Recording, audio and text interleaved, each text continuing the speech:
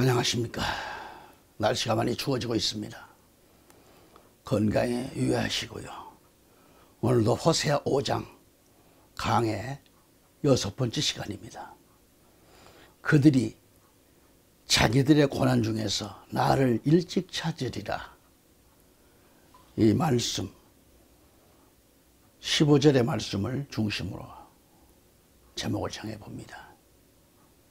또한 주님 곁을 떠나면 사방이 막히고 병들고 고난뿐이다. 이 말씀도 유의하시고요. 자, 호세아 5장 3절로 15절까지 13절로 15절까지 제가 봉독해드리고 말씀을 전합니다.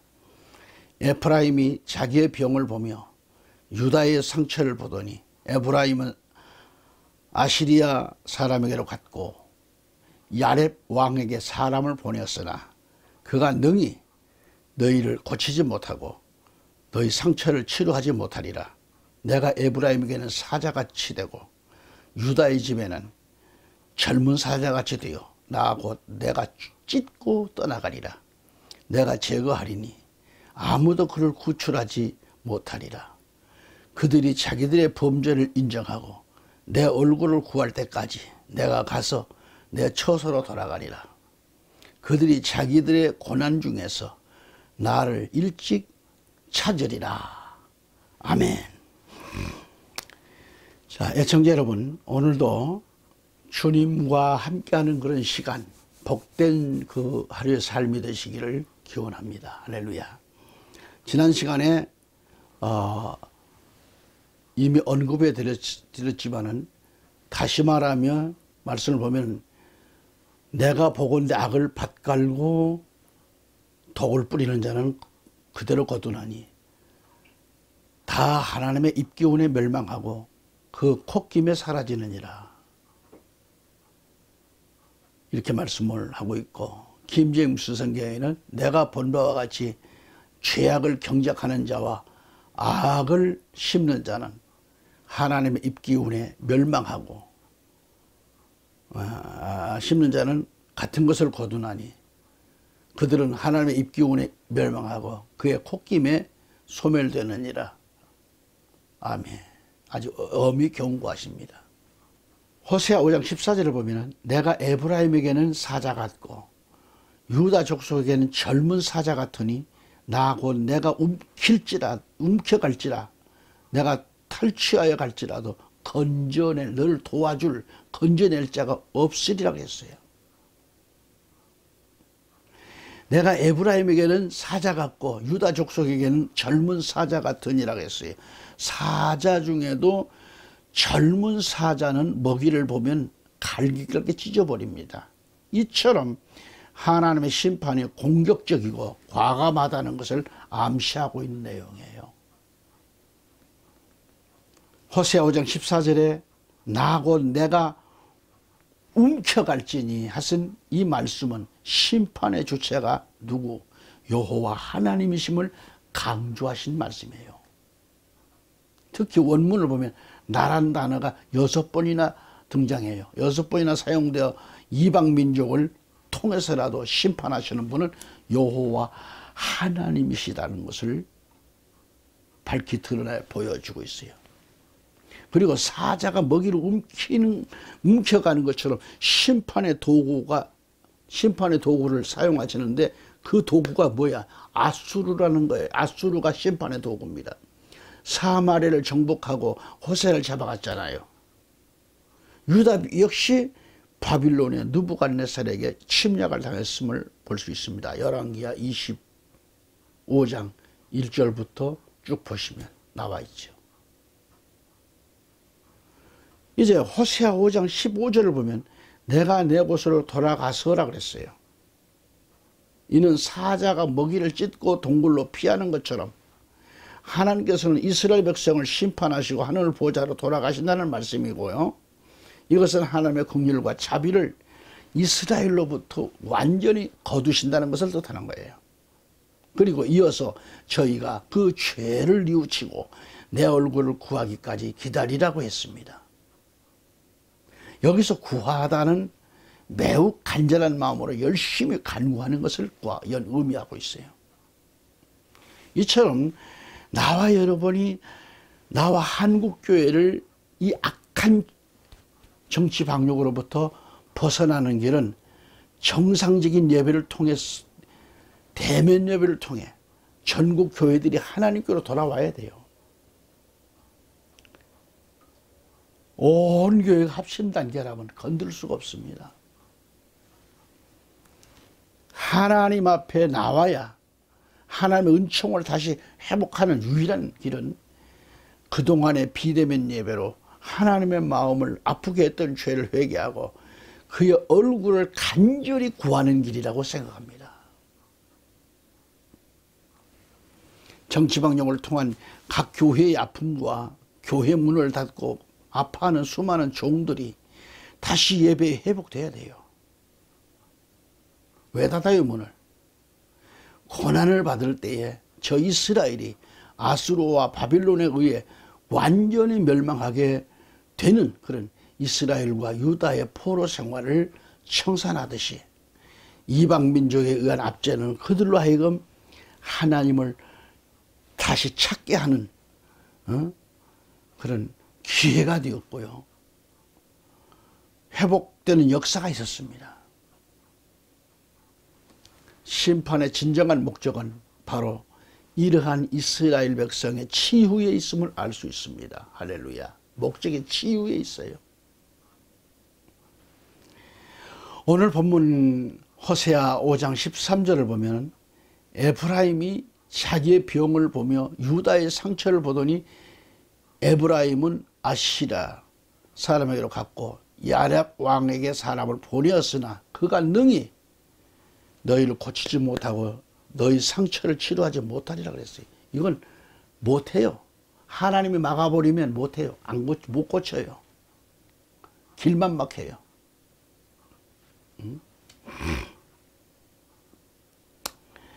그래서 스스로 에브라임이 자기 병을 보며 그랬어요. 상처를 보았다는 의미죠. 자기 병을 보았다는 것은. 이것은 이스라엘과 유다의 내란을 겪으면서 무정부 상태가 되고 이로 인해 정치적인 어려움과 종교적, 도덕적으로 악화된 상태를 상징적으로 지금 설명하고 있는 내용입니다.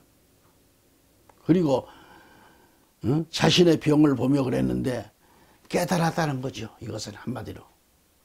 보았다는 것은. 자신의 병을 보고 깨달았다고 하는 것은 신앙적인 각성이 아니라 단지 견디기 어려운 처지를 보았다라는 뜻입니다. 그래서 에브라임은 아시리아 사람에게로 갔고 그랬는데 거기서 이스라엘 왕 야렙 왕에게 사람을 보내었고 그러나 그가 능히 너희를 고치지 못하고 너희 상처를 치료하지 못하리라 그랬어요. 이 말씀의 의미는 에브라임이 자신의 병과 상처를 치료받기 위하여 야렙 왕에게 사람을 보내 도움을 요청한 겁니다. 문제는 이방 민족의 왕에게 도움을 구했다고 했습니다. 이건 말이 안 되죠. 여호와 하나님을 섬기는 국가의 도움을 요청하는 것은 하나님도 기뻐하셔요.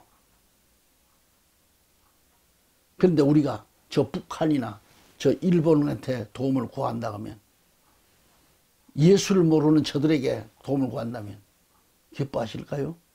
아니요. 이 땅을 치료하는 것은 하나님의 백성들의 있는 곳을 요청해야 돼요.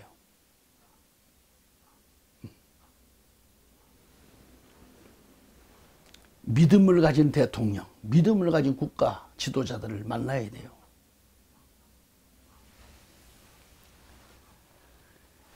문제는 이방민족의 왕에게 도움을 구했다는 게 잘못이죠. 하지만 병과 상처를 치료받기를 원하는 이스라엘의 노력은 아무런 성과가 없잖아요. 거둘 수가 없어요. 성과가 없어요. 선언입니다. 모든 형벌과 심판은 오직 여호와에게서 비롯된다는 것을 알아야 돼요. 여기 병과 상처는 영적으로, 신앙적으로, 도덕적으로 죄를 깨달아는 것도 중요하지만 문제의 핵심은 경제적으로 정치적으로 어려운 상태를 설명하는 의미로 쓰인 것은 아닌지 생각을 해보기도 하고요. 또한 신앙적으로 영적으로 하나님께 나아가야 함에도 불구하고 엉뚱하게 이방 왕을 찾아가서 도움을 구했다라는 게 잘못 사람을 의지한 결과가 그렇습니다.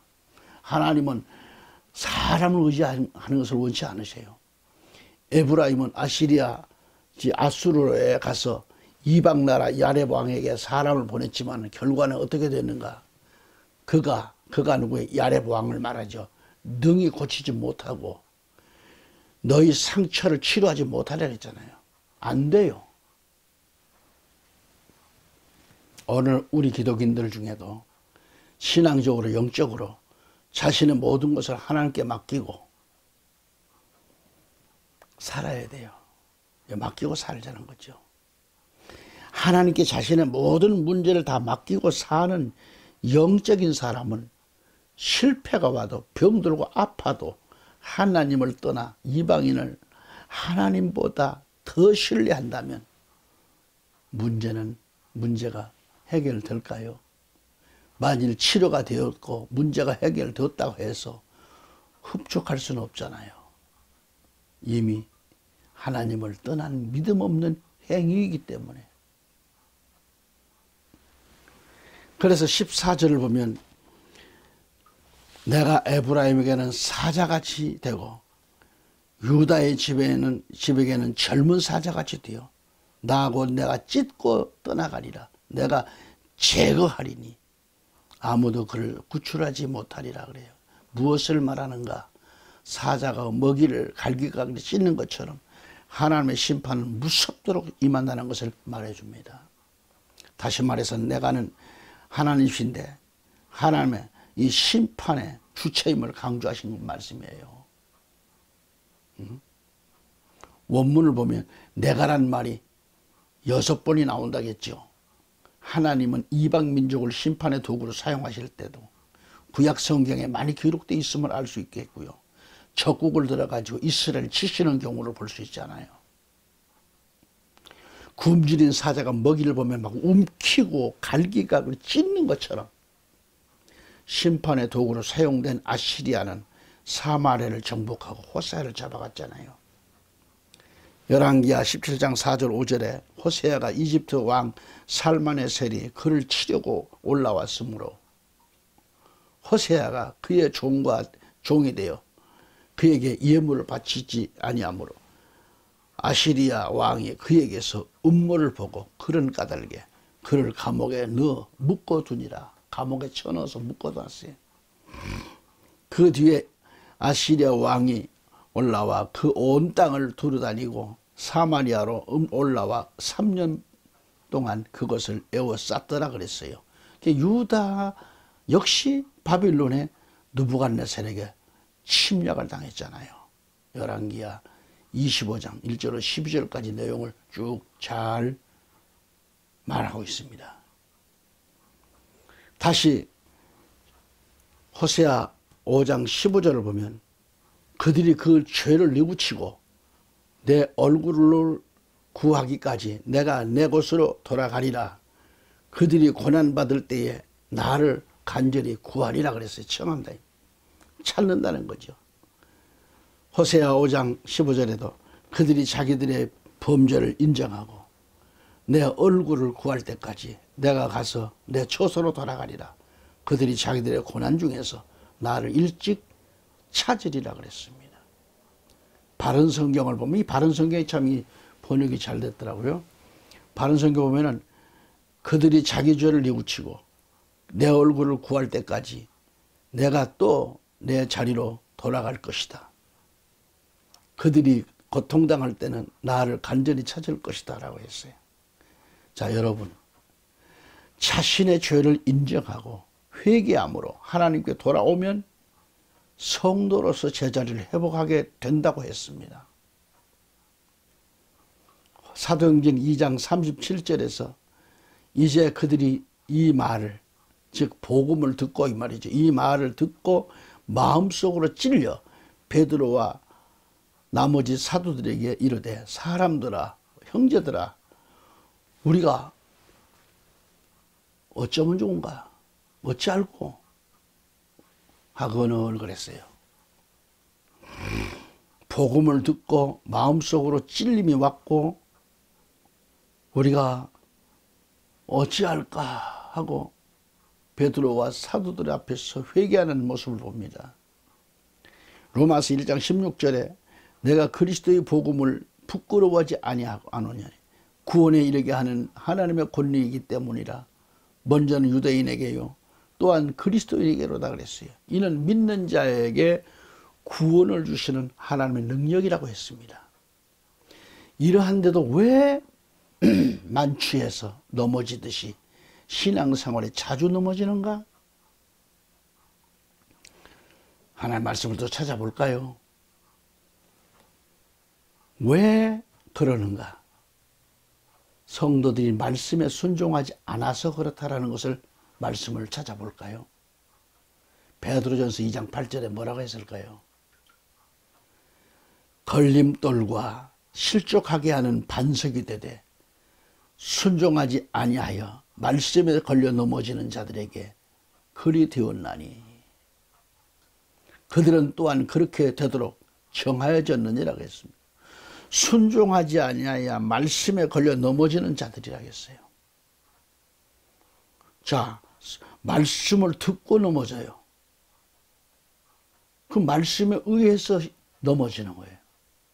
소화를 못 시켜서 넘어져요. 토하는 거예요.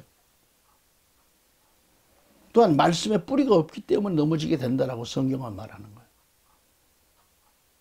자, 마태복음 13장 20절 21절은 뭐라고 했을까요? 그러나 돌밭 속에 씨를 받은 자, 곧 그 자는 말씀을 듣고 즉시 기쁨으로 그것을 받아들이나 그 속에 뿌리가 없어 잠시만 견디는 자니 말씀으로 인하여 환난이나 핍박이 일어나는 때에 그가 곧 실족하느니라 했습니다. 어려운 문제가 생기면 주님 떠나잖아요. 게다가 실패를 보고 곧 고난의 어둠이 짙어지면 다 포기합니다. 넘어져요. 이 말씀을 보셨듯이 돌밭 속에 피를 받은 자는 즉시 기쁨으로 말씀을 받았지만 그러나 그 마음에 뿌리가 없기 때문에 잠시 잘 견디며 신앙생활을 잘하고 있는 것 같지만 말씀을 듣고도 그 말씀을 소화하지를 못하기 때문에 환난이나 핍박을 받으면 이를 이길 힘이 없기 때문에 실족하게 된다는 거죠. 그리고 어려움이 닥치면 주님을 떠나게 되고 엉뚱한 곳으로 가서 자신의 도움을 구하게 되고요. 에브라임이 아시리아로 가가지고 이방 왕인 야레왕을 만나 병의 문제를 치료받으려고 했지만 병과 상처를 치료받지 못했잖아요. 결국 이곳에 하나님의 도우심을 깨닫고 돌아오는 것을 알 수 있어야 해요. 다시 호세아 5장 15절을 보면 그들이 자기들의 범죄를 인정하고 내 얼굴을 구할 때까지 내가 가서 내 처소로 돌아가리라. 그들이 자기들의 고난 중에서 나를 일찍 찾으리라 그랬습니다. 여기서 중요한 것은 그들이 자기들의 범죄를 인정했다라는 거죠. 이에 하나님께서는 어떻게 하셨나요? 내 얼굴을 구할 때까지 내가 가서 내 처소로 돌아가리라 하셨습니다. 즉 하나님께서는 에브라임과 유다가 자신들의 범죄를 인정하고 내 얼굴을 구할 때까지 내 처소로 돌아가시겠다는 말씀입니다. 내버려 두고 가신다는 거죠. 그리고 그들이 에브라임과 유다가 자기들의 고난 중에서 나를 하나님을 일찍 찾으려고 했는데 다시 말하면 하나님은 그들의 고난 중에도 나를 찾으면 내가 하나님은 기다려 주시겠다는 말씀이에요. 구체적으로 표현한다면 에브라임이 그래요. 에브라임과 유다가 자신들의 범죄를 뉘우치고 돌아올 때까지 하나님께서는 기다려 주시겠다라는 말씀이죠. 좀 더 성경 말씀을 찾아보면 에레미야 29장 11절 14절까지 이 말씀이 중요합니다. 너희를 향해 내가 생각하는 생각을 내가 아노라. 그것은 평안을 주려는 생각이요 재앙을 주려는 생각이 아니니 곧 기대하던 결말을 너희에게 주려는 것이라. 주가 말하노라. 그때에는 너희가 나를 부르고 가서 내게 기도하리니 내가 너희 말에 귀를 기울이리라. 또 너희가 너희 마음을 다하여 나를 찾으면 나를 찾고 나를 만나리라. 내가 너희를 만나리라. 주가 말하노라. 또 내가 너희의 포로된 것을 되돌리고 모든 민족들로부터 내가 너희를 쫓아내어 머물게 한 곳으로 모든 곳으로부터 너희를 모으리라. 주가 말하노라. 또 내가 너희를 다시 데려오되 내가 너희로 하여금 포로로 되어 끌려가서 떠나게 했던 곳으로 데려오리라 그랬습니다. 하나님은 이 하나님의 은혜가 너무도 크시다는 사실을 알아야 합니다. 하나님의 사랑과 은총을 회복하는 그런 유일한 방법은 자신이 지금껏 저지른 죄를 깨닫는 겁니다. 죄를 회개하고 하나님의 그 얼굴을 자비를 간절히 구하는 것밖에 없어요. 아시리아와 바빌론에 의해 침략을 당하고 괴로움과 고통을 당하고 있는 이스라엘과 유다 백성들은 멸망 직전에 있었습니다. 아시리아 저 이방 민족에 의한 압제는 한마디로 극한 수치고 고통이 아닐 수 없습니다. 그렇지만은 하나님께서는 이들이 하나님을 다시 찾게 하는 그 기회를 열어주신 거예요.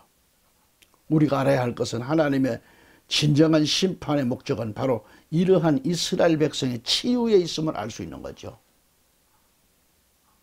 버리시는 게 아닙니다. 애청자 여러분, 다음 시간에 또 다시 뵐 때까지 항상 기쁘고 감사가 넘치며